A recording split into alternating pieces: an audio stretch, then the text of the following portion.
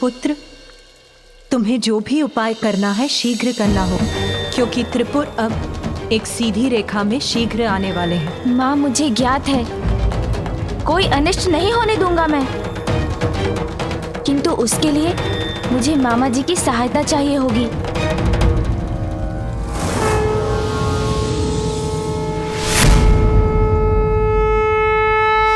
मुझसे कैसी सहायता चाहते हो भांजे? मामा जी, त्रिपुरासुर के भीतर छिपी कुटिलता को उजागर करने में मेरी सहायता कीजिए। अपने भक्तों को दंडित करने में संकोच कर रहे हैं महादेव, इसलिए तुम मेरे पास सहायता के लिए आए हो भांजे। प्रभु शिव शंकर को अपने भक्तों को दंड देने में उसी प्रकार संकोच होता है जैसे एक उद्दंड बालक को सुधारने के लिए उसके स्नेही पिता को होता है। उचित है महादेव भोलेनाथ जो ठहरे।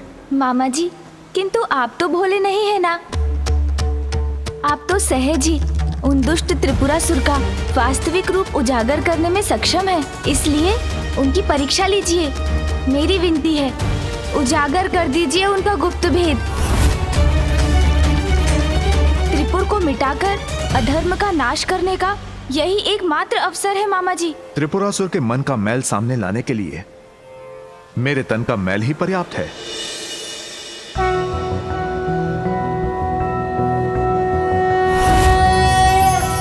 नारायणाय सुरमंडन मंडनाय, नारायणाय सकल स्थिति कारणाय, नारायणाय भवभीति निवारणाय, नारायणाय प्रभवाय नमो नमस्ते।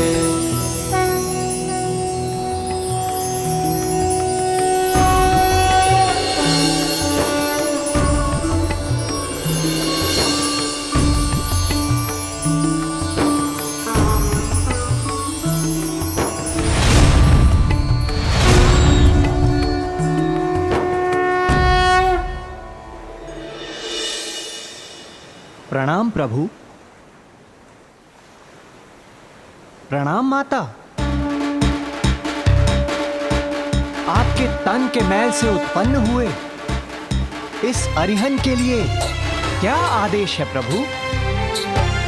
गणेश के निर्देशानुसार मिथ्या भक्ति की परत के पीछे जो छुपे हैं उनके मन के मैल को सामने ले आइए। जो आज्ञा प्रभु।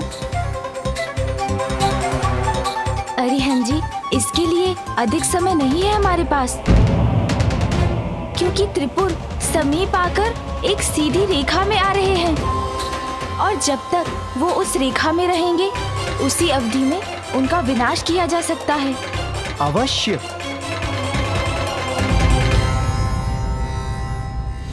त्रिपुर के एक रेखा में आने के पूर्व इन असुर सैनिकों को जीवित करूंगा। फिर त्रिपुर का कोई विनाश नहीं कर सकेगा।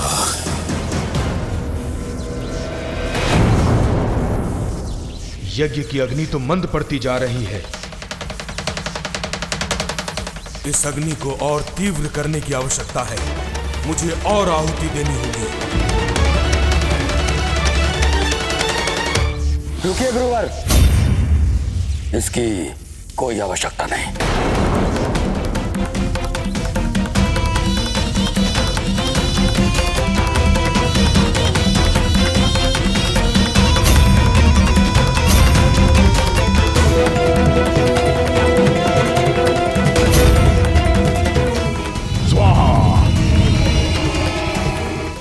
नमो नमः। गुरुवर, अब ये यज्ञ कदापि नहीं थमेगा, शीघ्र ही चरम पर पहुंचेगा अपने। आप चिंता मत कीजिए गुरुवर, मैंने भंडार को पुनः यज्ञ सामग्री और भिक्ष से भर दिया है।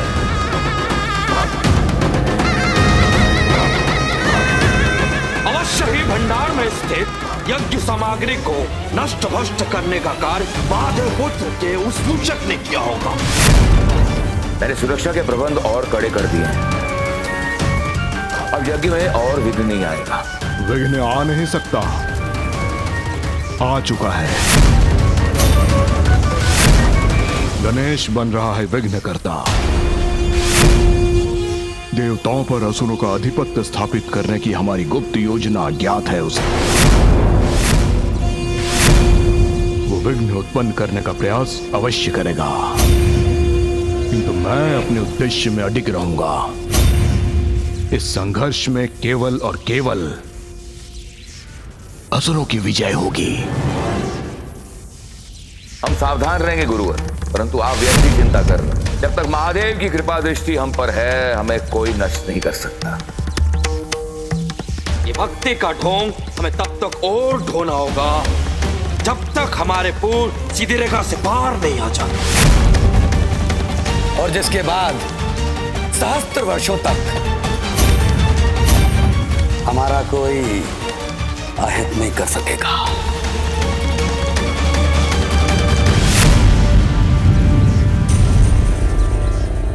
त्रिपुर के एक रेखा में आने में कुछ ही समय शेष है। ये अवसर बीतने से पूर्व पुत्र गजानन को कुछ करना होगा।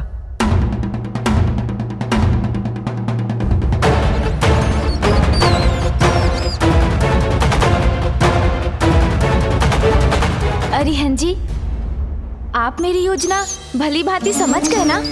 हाँ माता पार्वती नंदन श्री गणेश, मैं न केवल आपकी योजना भली भांति समझ गया हूं, अपितु आपकी बुद्धिमत्ता और आपकी चतुराई का प्रशंसक भी बन गया हूं। धन्यवाद। किंतु स्मरण रहे, ये कार्य हमें नियत समयावधि में ही पूर्ण करना है।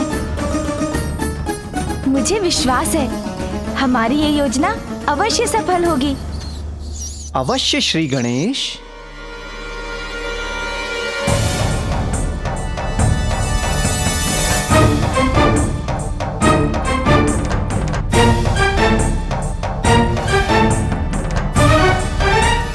मैं नारायण का अंश अरिहंत त्रिपुर में प्रवेश का इच्छुक हूं। त्रिपुर में प्रवेश का इच्छुक हूं। नारायण का अंश यहाँ क्यों? गुरुदेव शुक्राचार्य ने कहा था कि सावधान रहना, तो हम सावधान ही रहेंगे। अरिहंत से भयभीत होने की आपको आवश्यकता नहीं है। मैं तो यहाँ अपने नवीन मित्रों की सहायता हेतु आया हूँ। इसका भीतर आना वर्जित किया तो वंचित रह जाएंगे आप लोग उस दिव्य अमृत से। और यदि इस अरिहंत को प्रवेश करने दिया तो समस्त त्रिपुर वासियों के सुख और समृद्धि का एकमात्र स्रोत वो दिव्य अमृत, वास्तविक अमृत प्राप्त कर लेंगे आप।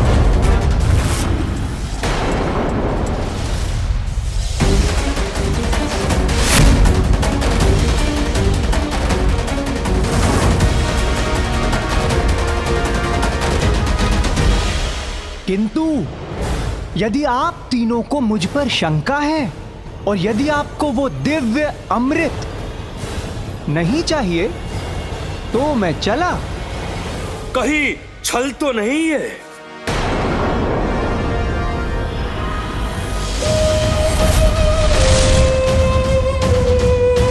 नारायण के अंश होकर उनके शत्रुओं के लिए अमृत क्यों लाए हो तुम?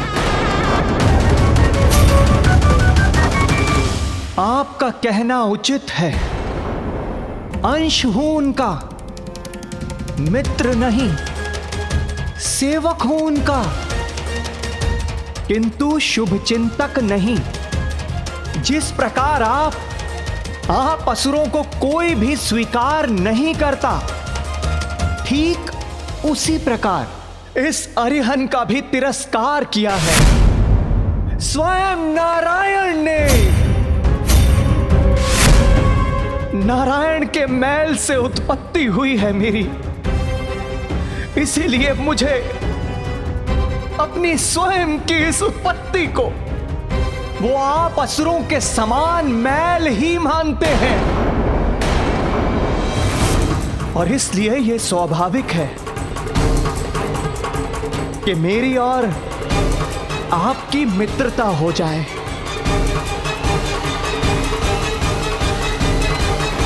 और इसी उद्देश्य की पूर्ति हेतु मैं आपके समक्ष मित्रता करने के लिए आया हूं। यदि आपको स्वीकार हो तो कहें, भीतर चलूं?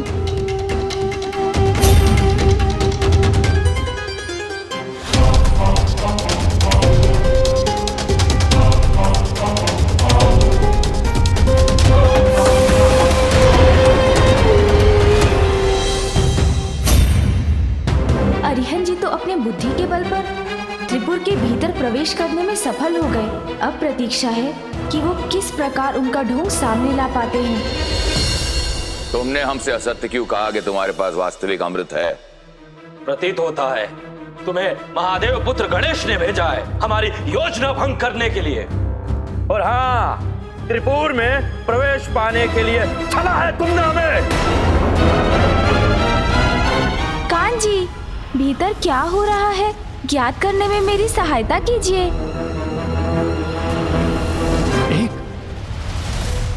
एक विषैली छाया का प्रकोप है आपके मन पर, इसीलिए तो आप दुखी हैं, अत्यधिक चिंताग्रस्त हैं, तनाव में हैं आप और इतने भयभीत हैं।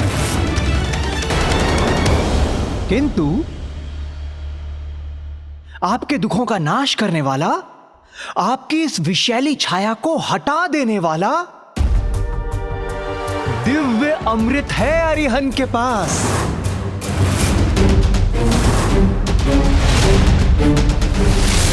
समझाया हमें भ्राता।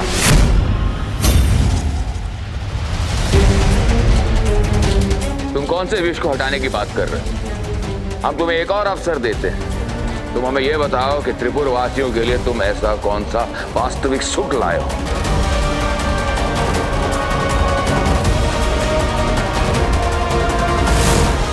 अरिहंत जी प्रयास तो कर रहे हैं, किंतु त्रिपुर की सत्यता जानना इतना भी सरल नहीं है। महादेव की भक्ति का ढोंग ये भी तो एक विष के समान ही है, किंतु उसी विष से मुक्ति दिलाने वाला दिव्य अमृत लेकर आया है अरिहंत।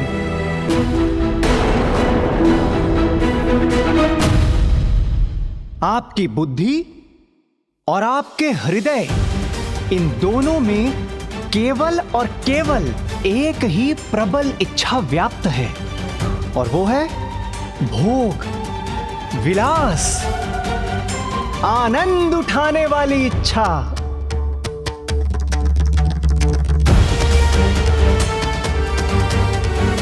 किंतु सत्य तो यह है, ये सब कुछ होने के पश्चात भी आप लोग भयभीत होने के कारण दरिद्रों की भांति अपना जीवन व्यतीत करने के लिए विवश हैं।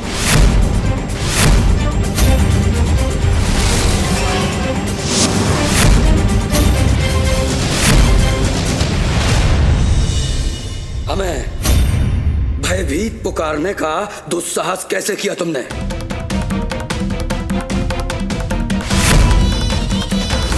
अरिहंत जी, आपको और भी युक्ति लगानी होगी।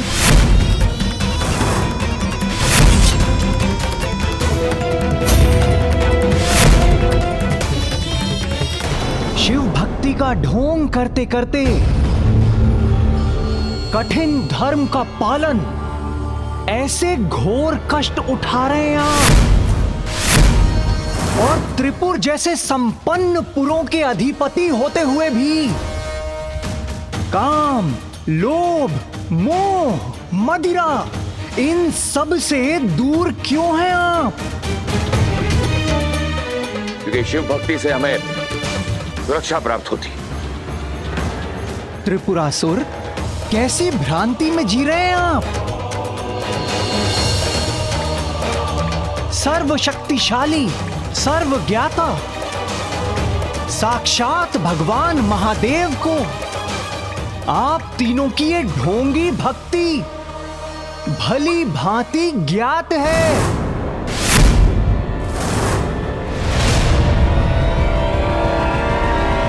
किंतु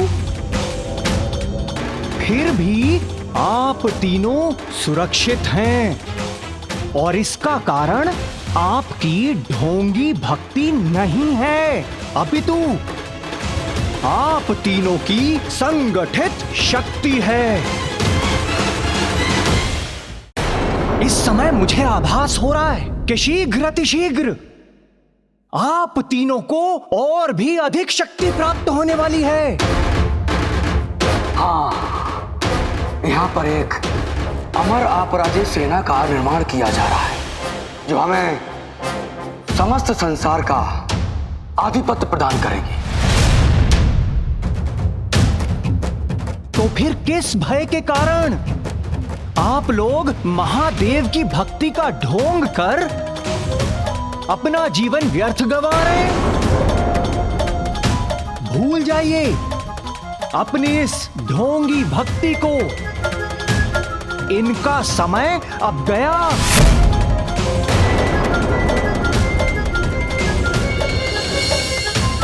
पहचानिए अपनी शक्तियों को। महाबलशाली त्रिपुरासुर हैं आप तीनों और इसलिए अपना जीवन अपनी इच्छा अनुसार जीना प्रारंभ कीजिए।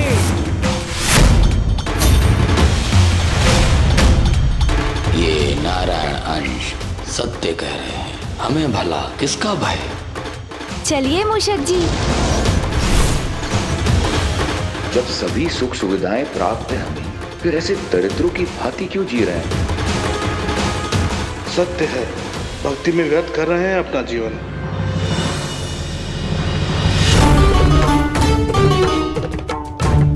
पिताश्री, अब शीघ्र सत्य आपके समक्ष आ जाएगा।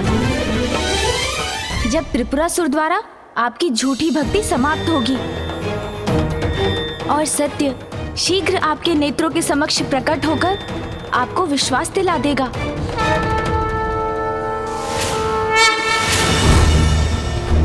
प्रतीत होता है कि हमारी योजना सफल हुई। मेरी बातों से प्रभावित हो गए हैं ये तीनों असुर।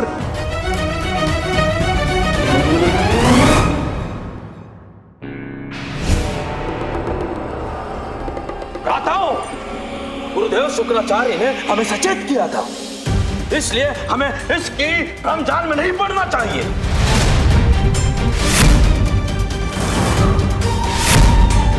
तुम्हें क्या लगा था कि तुम हमें हमारे भक्ति के मार्ग से इतनी सरलता से भटका सकोगे?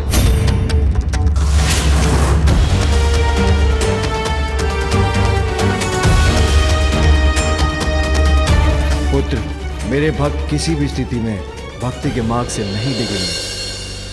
आपको विश्वास दिलाने के लिए मुझे कुछ और प्रयास करना होगा।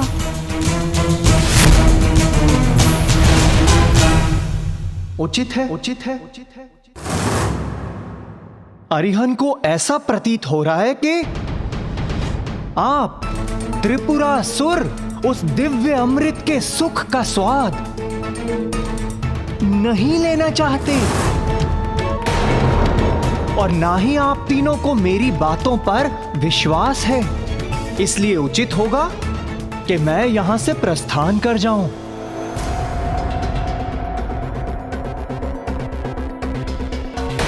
कोई अमृत नहीं है तुम्हारे पास, इसलिए अमृत के नाम पर हमें मूर्ख बनाने का प्रयास कर रहे हो।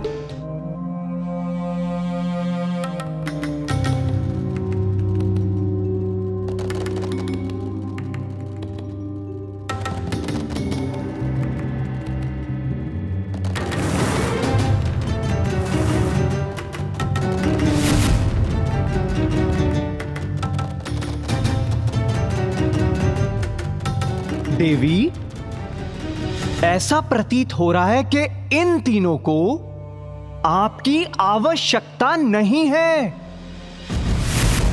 और इसलिए हमें यहां से शीघ्र अतिशीघ्र प्रस्थान कर लेना चाहिए। अरे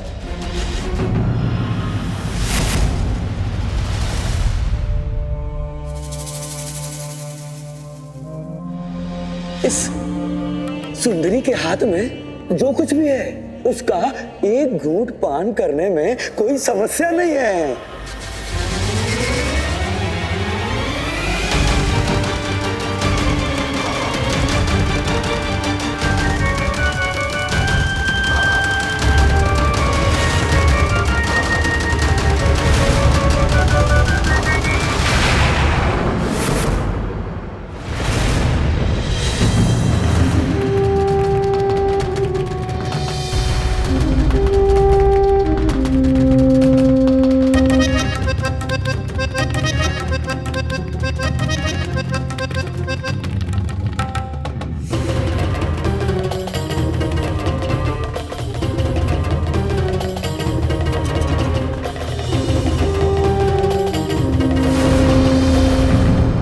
यदि आपको यहां से लौटा देते तो हमारे जीवन की सबसे बड़ी भूल होती। आपने उचित कहा था कि वास्तविक अमृत तो ये है, ये मदिरा, ये सौंदर्य, ये नृत्य, ये आनंद, ये मदिरा। तो आज से भक्ति नहीं, भोग होगा, मदिरा का भोग। आज से यहां पर चरणामृत पान नहीं होगा परंतु मदिरा पान होगा।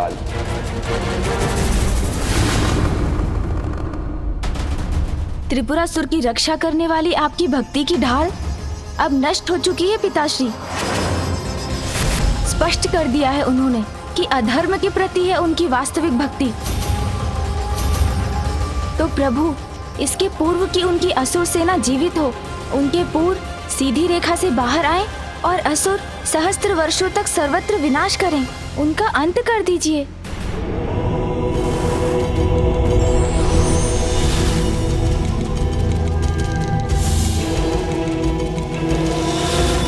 प्रणाम त्रिदेव। प्रणाम फूफा जी। प्रणाम मामा जी। महादेव, गणेश ने बड़ी ही चतुराई से समय रहते उनका सत्य उजागर किया है,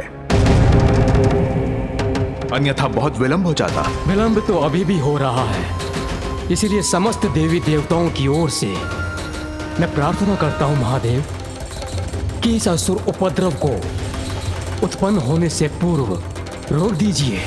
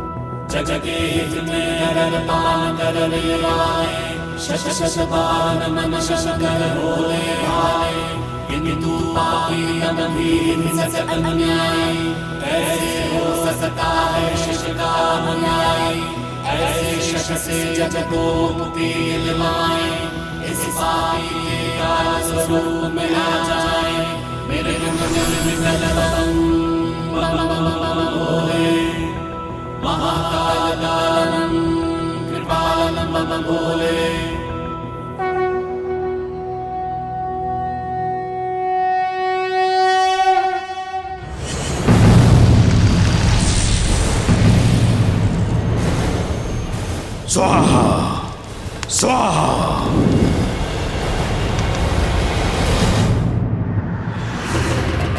मदिरा लाओ सुंदरी, मदिरा और मदिरा पिलाओ, पिलाओ। आनंद सुंदरी, अति आनंद, नृत्य करो। क्या नृत्य, वाह आनंद, क्या नृत्य, अति आनंद। मदिरा पी के नृत्य देखने का आनंद अद्भुत होता है। वाह, डालो मदिरा। वाह सुंदरी वाह, और मदिरा पिलाओ और नृत्य करो। मेरा कार्य यहाँ पूर्ण हुआ। महादेव पुत्र श्री गणेश ने अपनी बुद्धि का अचूक वार किया है इन तीनों दुष्टों पर।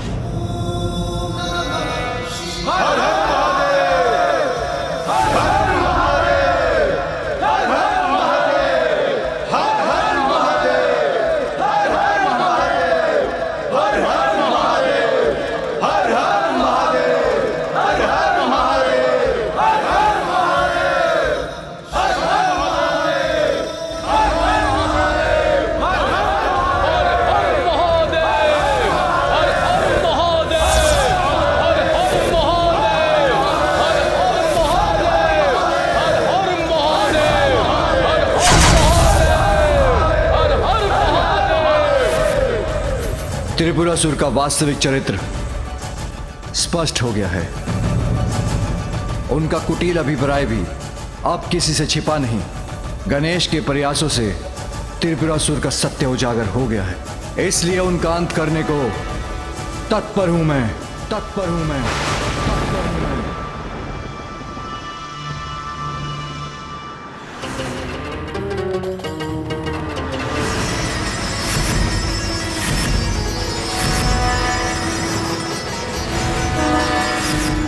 किंतु इसके लिए मुझे वो बाण चाहिए जो बाण ना हो, और वो बाण उस धनुष से चले जो धनुष न हो, और महादेव ऐसा उस रथ पर आरूढ़ होकर करे जो रथ न हो।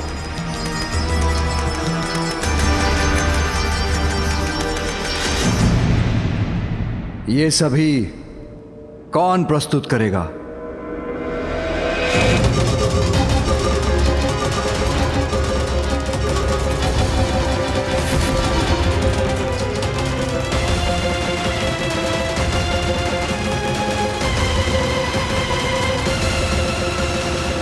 पिताश्री, मैं प्रस्तुत करूंगा।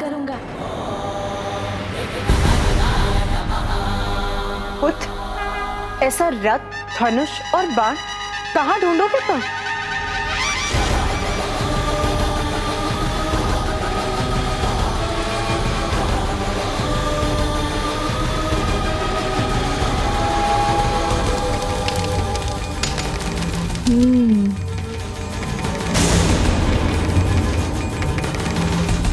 मैं समझ गया। जो रथ ना हो, उस रथ का निर्माण कैसे होगा? माँ, जिस प्रकार सूर्यदेव के रथ में लगे अश्व केवल अश्व नहीं, अपितु ऊर्जा के 7 रंग के प्रतीक हैं, तथा गायत्री, बृहति, उष्णिक, जगति, त्रिष्टुप, अनुष्टुप और पंक्ति, ये 7 छंद अश्व हैं। उसी प्रकार पिताश्री का रथ भी रथ नहीं होगा, अपितु स्वयं देवता होंगे।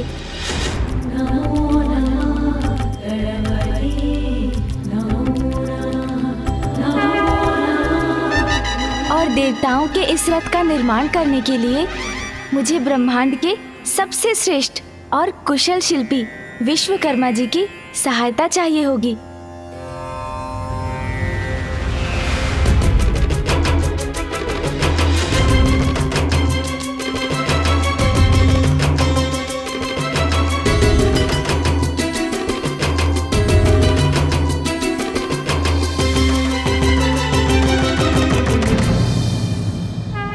मैं प्रस्तुत हूँ गणेश जी, ये तो मेरा परम सौभाग्य होगा। उचित है, फिर सभी का आशीष लेकर हम रथ निर्माण का कार्य प्रारंभ करते हैं।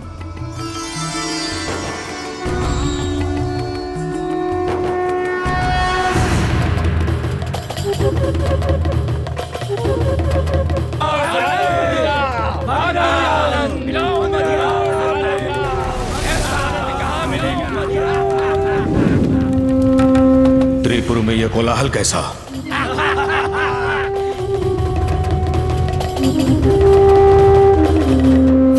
मूर्ख, थोड़ी और प्रतीक्षा नहीं कर सकते थे? अवश्य ही गणेश का छल है ये। मुझे यज्ञ को शीघ्रता से संपन्न कर असुर सेना जागृत करनी होगी। त्रिपुर की रक्षा का मात्र यही उपाय है। ओम ह्रीं ब्राम त्रीं त्राम स्वाहा स्वाहा। स्वाहा।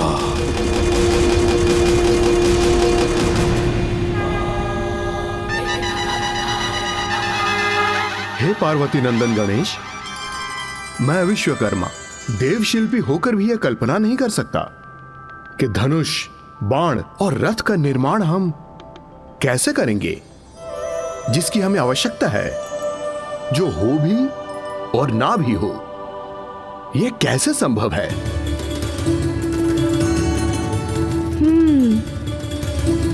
हमारी बुद्धि और निपुणता ये संभव कर देगी विश्वकर्मा जी।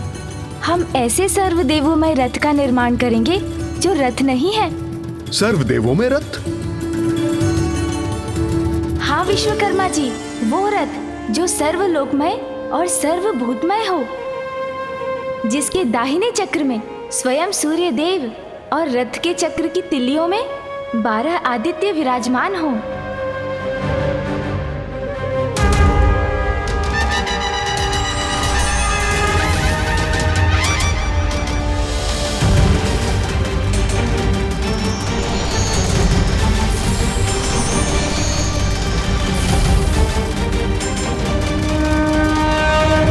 रथ के बाएं चक्र में चंद्रमा हो और उसकी 16 तिल्लियों में चंद्रदेव की 16 कलाएं बसेंगी और सभी नक्षत्र भी रथ के चक्र के साथ साथ चलेंगे।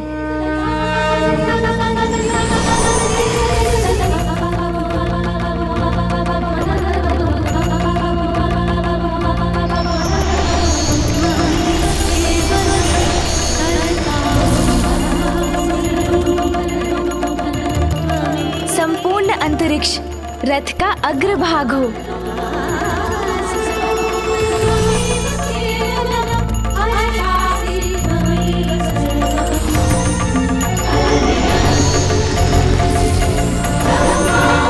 मेरे पिताश्री महादेव के भार को मंदराचल के अतिरिक्त कोई नहीं संभाल सकते,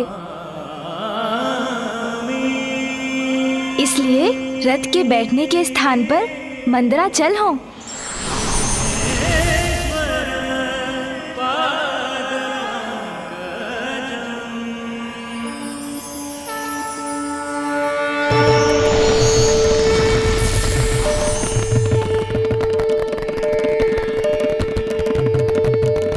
माँ गंगा आदि सभी श्रेष्ठ नदियाँ अपने नारी रूप में रथ पर स्थित होकर चंवर डुलाएंगी।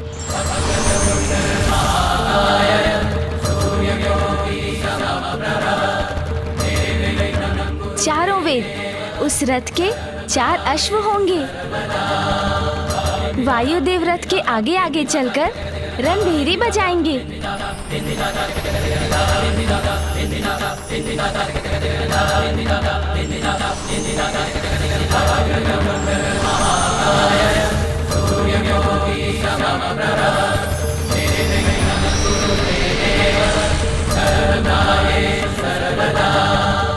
ब्रह्मदेव रथ के सारथी होंगे।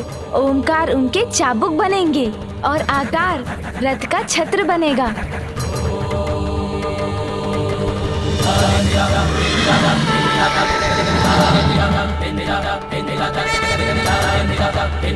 संवत्सर रथ का वेग और मुहूर्त उसकी रस्सी होंगे। स्वर्ग और मोक्ष रथ की ध्वजा। कामधेनु और ऐरावत की पत्नी अब्राह्मु रथ के जुए के अंतिम छोर पर स्थित होंगे और पंचभूत इस रथ के बल बनेंगे।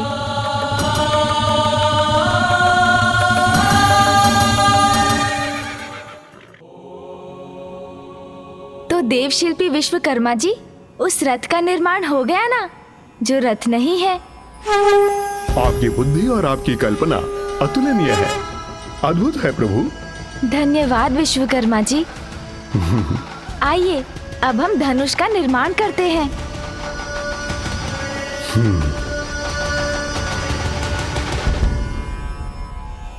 नानाजी शैलराज हिमालय धनुष का ढांचा बने और श्रीहरि नारायण के शैया शेषनाग जी उसकी प्रत्यंचा।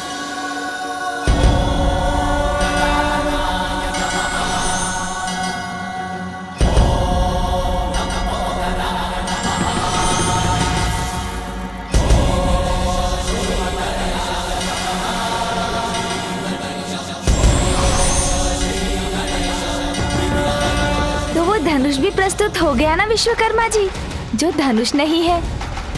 अब बाण, त्रिपुर को नष्ट करने वाले बाण, स्वयं जगत के पालनहार मामा जी नारायण हो।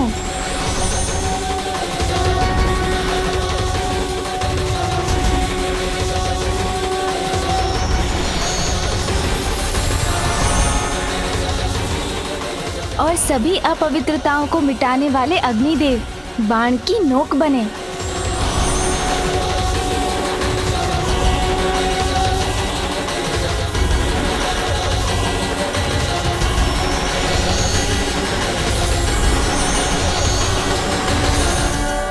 तो देखा विश्वकर्मा जी, निर्माण हो गया ना बाण।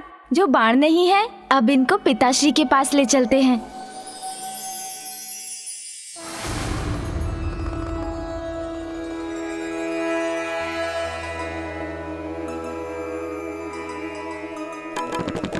युक्ति त्रिपुर के संहार को लगाए,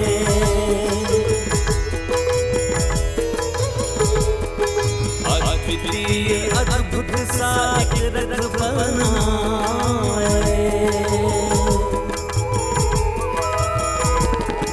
हिमालय व शेषनाग से बना धनुषा, श्री विष्णु स्वयं बाण बन गए।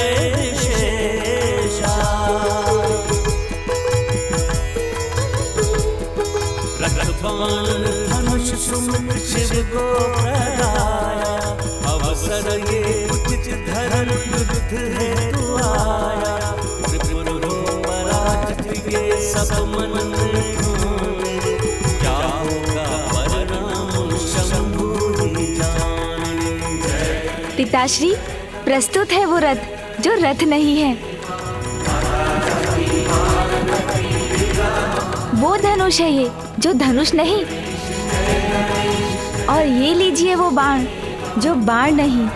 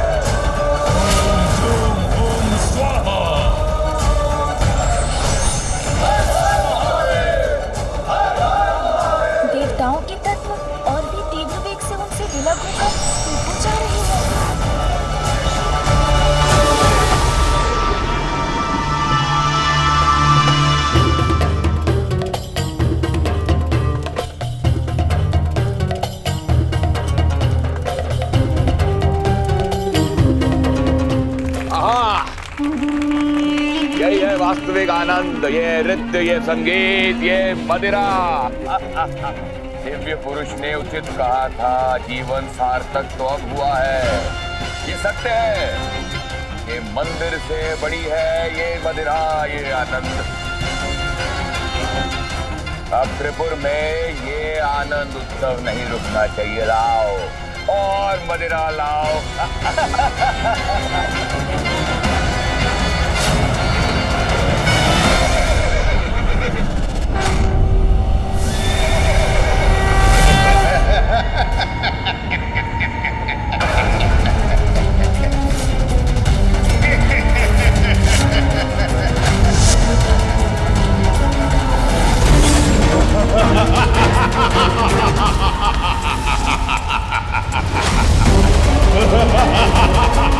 भ्राताश्री, ये काली छाया कैसी है जो त्रिपुर को ग्रसने का दुस्साहस कर रही है? जो भी है हमारे समक्ष आओ, अन्यथा मृत्यु के लिए तैयार हो जाओ।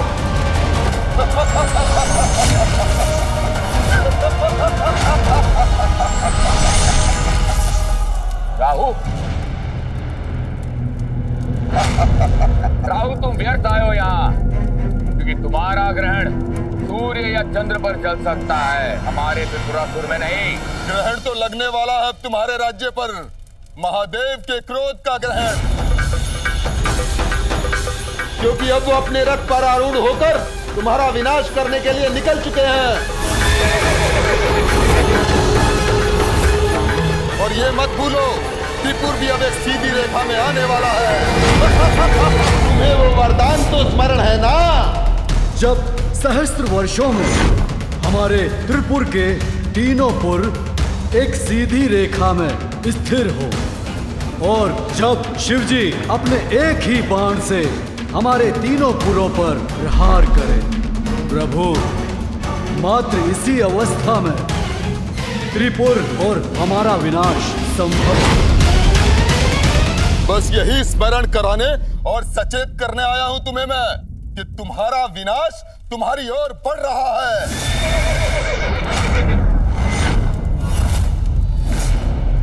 इसलिए मेरे प्रिय असुरों, यदि किसी उपाय से अपनी रक्षा कर सकते हो तो कर लो, क्योंकि बहुत कम समय शेष है तुम्हारे पास।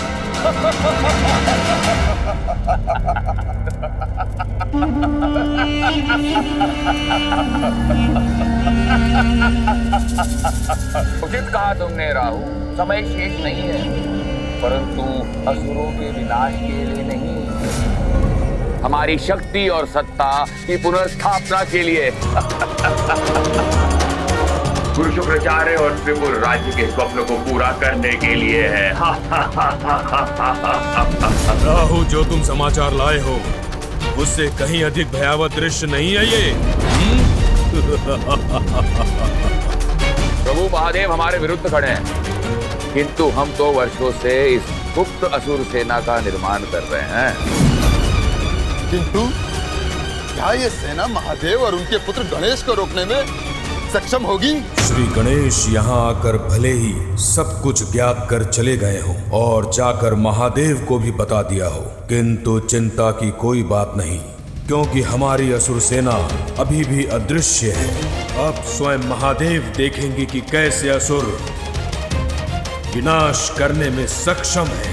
समस्त संसार में अच्छाई का नाश कर असुर सेना अपने अनुसार नवीन सृजन करेगी।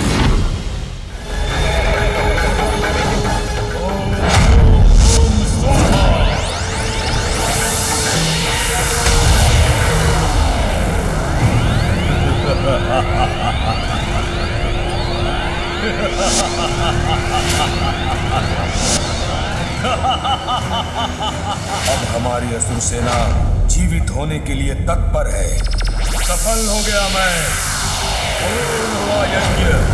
अब मुझे इस यज्ञ की अग्नि को और प्रज्वलित करने की कोई आवश्यकता नहीं, और ना ही तत्वों की ऊर्जा चाहिए मुझे। तुम्हारे एक आदेश पर यह सेना विनाश करने को तत्पर हो जाएगी। मैंने अपना कार्य कर दिया। अब तुम त्रिपुरासुर अपना कर्तव्य निभाओ। हर हर महादेव।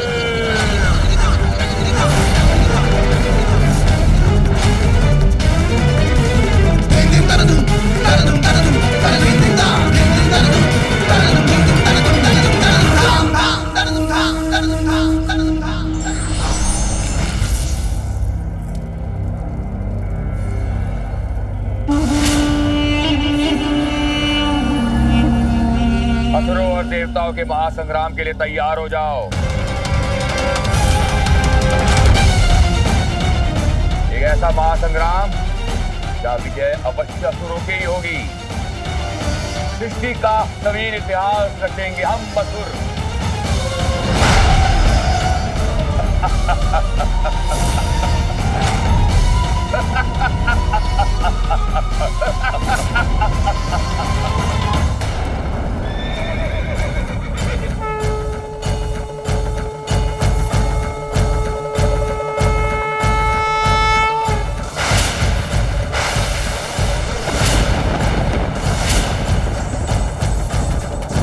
महादेव हमारा विनाश करने बढ़ रहे हैं, किंतु हम भी उनके बाण का उचित उत्तर देंगे। हमारे महाअसुर बाण से, हमारे महाअसुर बाण से। त्रिपुर असुर योद्धा उठो और भयानक सर्वनाशक बाण की आकृति लेकर नष्ट भ्रष्ट कर दो उस बाण को जो बाण ही नहीं है, उस धनुष को जो धनुष नहीं है, उस रथ को जो रथ ही नहीं है।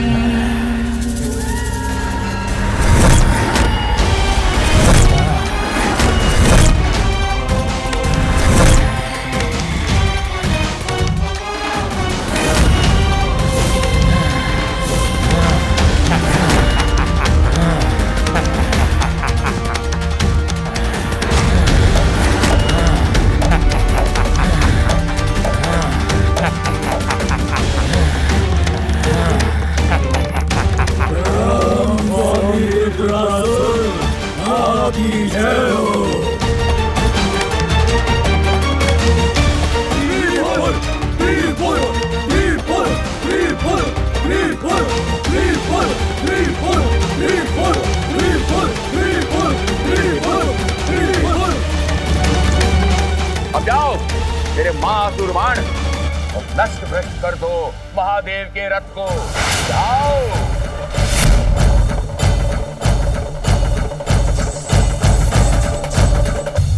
जाओ जाओ।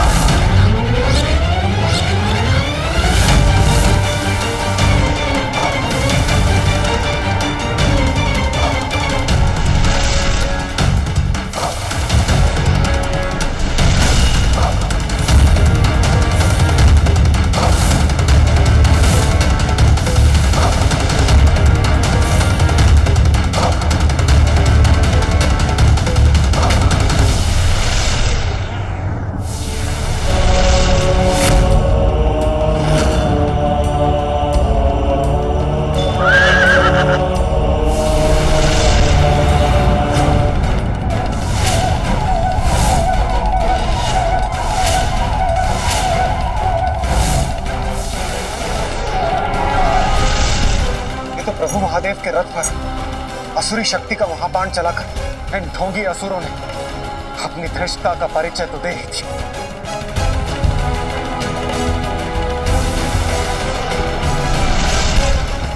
उस असुर बाण का तो शीघ्र कोई उपाय सोचना होगा।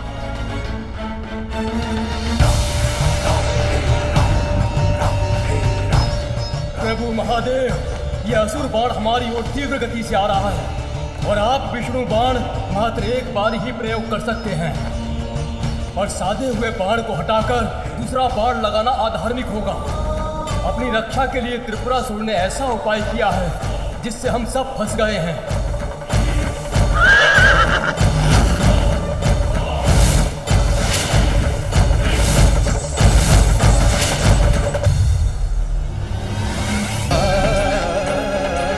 यदि हम शक्ति से संपन्न होते तो अवश्य महादेव का साथ देने के लिए इस युद्ध में भाग लेते। अब क्या करेंगे महादेव, क्या करेंगे?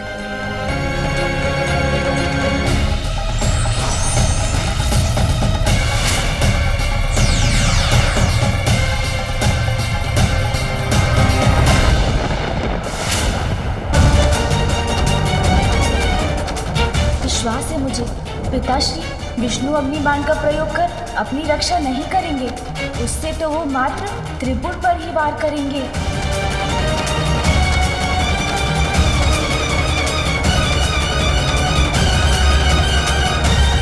मुझे अभी कुछ करना होगा।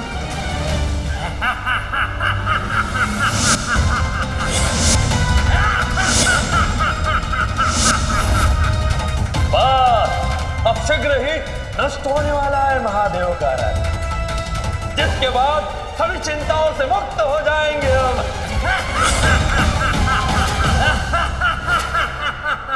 माँ, मुझे पिताश्री की सहायता करने जाने की अनुमति दीजिए।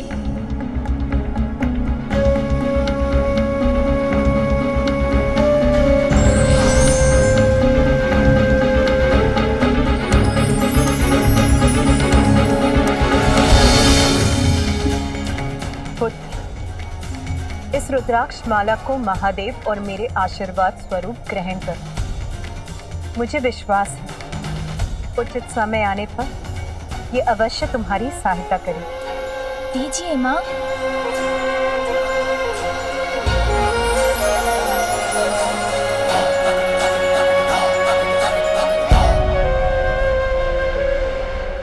प्रणाम माँ।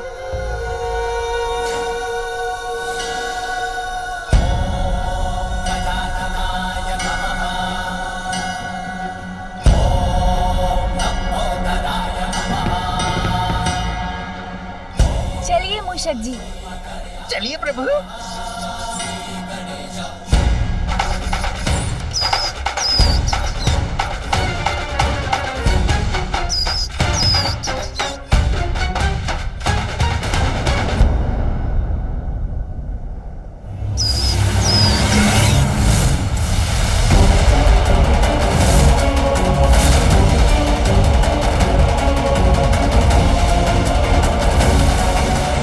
असुर बाण को मैं त्रिपुर को ध्वस्त करने के अपने लक्ष्य को परिवर्तित नहीं करने दूंगा। जब तक त्रिपुर एक सीधी रेखा में ना आ जाए, मुझे विष्णु बाण को इसी प्रकार यथास्थित रखना होगा।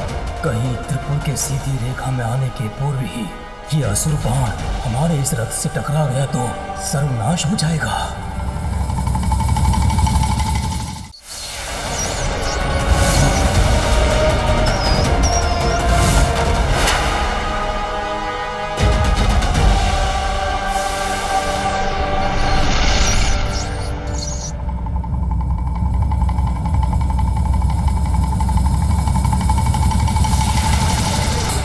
गुरु शुक्राचार्य हमारी सफलता देखकर अत्यंत प्रसन्न होंगे।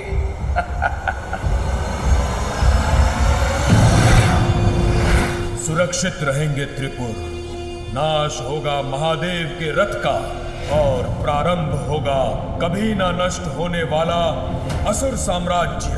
मैं सफल हुआ।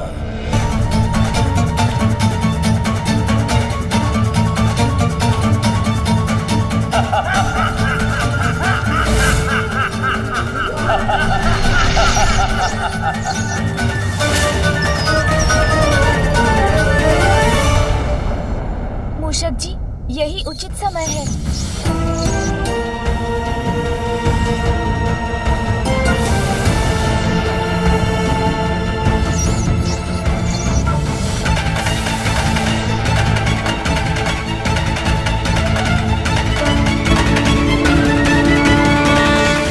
समय के रहते श्री गणेश जी वहां पहुंच भी गए तो वो विशाल काया असुर अस्त्र का सामना कैसे करेंगे? सत्य वचन। अपने पिता की सुरक्षा हेतु कहीं गजानन स्वयं को अति विशेष संकट में तो नहीं डाल रहे? ऐसा संकट जिससे निकलना स्वयं के लिए असंभव हो? नारायण नारायण।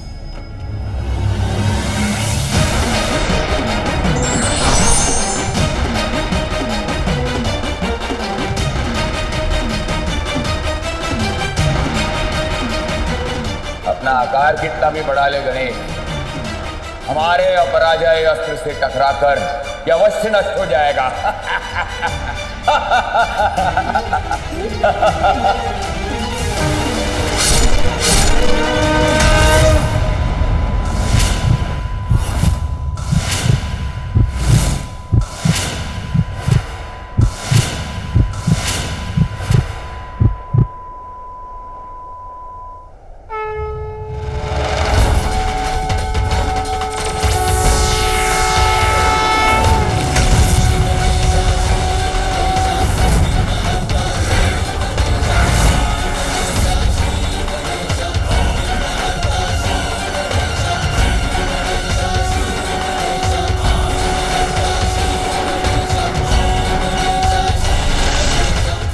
ने तो ये बाण ऐसे झेल लिया जैसे कुछ हुआ ही ना। अब क्या करूं मैं?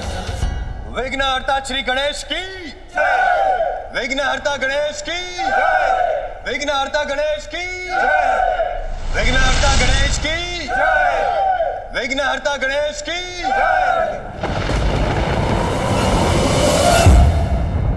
अनर्थ, घोर अनर्थ। गणेश ने तो मेरा ये प्रयास भी विफल कर दिया।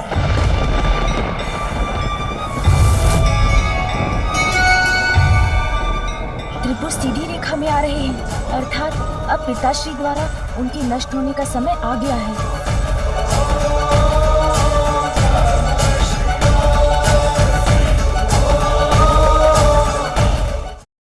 विघ्नहर्ता श्री गणेश के अद्भुत शक्तियों से भरे वीडियोस देखने के लिए चैनल को सब्सक्राइब करना न भूलें और साथ ही बेल आइकॉन भी दबाएं।